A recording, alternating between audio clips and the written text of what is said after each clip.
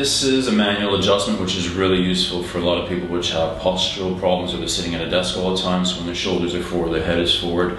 So what we do is a manual adjustment. A lot of times you'll hear a pop or a click from this. The pop is just a gas that's within the joint itself, so it's not necessarily where you do or don't hear the noise, but a lot of people will feel a pop or a click.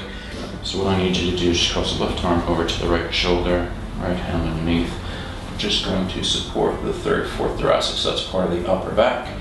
And I'm just going to roll all the way back down to the bench, and the body will adjust. You might or might not feel a little pop or click. Just relax. Just relax your arms.